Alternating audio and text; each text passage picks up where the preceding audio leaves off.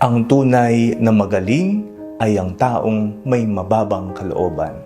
Ako po si Father Fiel Pareha at ito po ang ating segment, ang Daily Devotion, na kung saan tayo po ay magdarasal, magbabasa at magninilay kasama ng salita ng Diyos sa buong taon. Manalangin tayo. Sa ngalan ng Ama, ng Anak at ng Espiritu Santo. Amen. Halina, banal na Espiritu, liwanagan mo ang aming puso at isip nang maunawaan at may sa buhay namin ang iyong salita. Amen. Our Bible passage for today is from the Gospel of St. Luke chapter 5, verses 33 to 39, and I read it for you. Then they said to him, John's disciples, like the disciples of the Pharisees, frequently fast and pray, but your disciples eat and drink. Jesus said to them, You cannot make wedding guests fast while the bridegroom is with them, can you? The days will come when the bridegroom will be taken away from them, and then they will fast in those days. He also told them a parable. No one tears a piece from a new garment and sews it on an old garment. Otherwise, the new will be torn, and the piece from the new will not match the old. And no one puts new wine into old wineskins. Otherwise, the new wine will burst the skins and will be spilled, and the skins will be destroyed. But new wine must be put into fresh wineskins. And no one after drinking old wine desires new wine, but says, The old is good. Uso po ngayon ang pagalingan, pataasan, payamanan.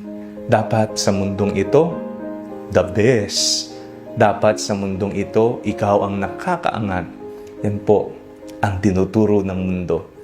At kung tinignan po natin, wala namang pong masama kung ikaw ay may kaya. Wala din pong masama kung ikaw ay magaling. Pero ang tanong, sino nga ba ang tunay na magaling sa buhay dito sa mundo? Ang taong mayabang, lumilipad, lumalaki ang ulo, hindi grounded. Ngunit ang taong may mababang kalooban, dahil nga mababa ang kalooban niya, siya ang taong nakakaalam kung ano ang nangyayari sa kanyang sarili at sensitibo siya sa kung ano ang nangyayari sa kanyang kapaligiran at maging sa ibang tao. Sino nga ba ang tunay na magaling? Siya na may mababang kalooban. Sa ating pong binasang Ebanghelyo, kinumpronta ang Panginoong Hesus. Bakit po ang mga alagad ni Juan at ng Pariseo nag-aayuno po sila, pero ang inyong mga alagad ay hindi? Minsan po at mahilig po tayong pumuna sa ibang tao na hindi natin alam kung ano ang tunay na nangyari o konteksto. Madali po sa atin ang bumuo ng storya ng buhay ng may buhay na hindi naman tayo sangkot sa kanilang buhay.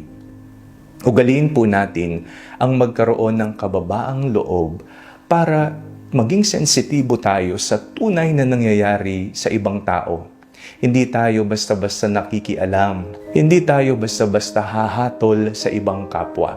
Bagkus, tayo po ay tinatawagan na magkaroon ng malawak na kaisipan at mababang kalooban. Ang tunay na kagalingan dito sa mundo at karunungan ay hindi makikita sa kumikinang na ginto. Hindi makikita sa taas ng iyong narating sa buhay, kung hindi sa kababaang loob. Manalangin tayo. Panginoong Hesus, turuan niyo po ang aming mga puso ng kababaang loob. Amen. Sa ngalan ng Ama, ng Anak at ng Espiritu Santo. Amen.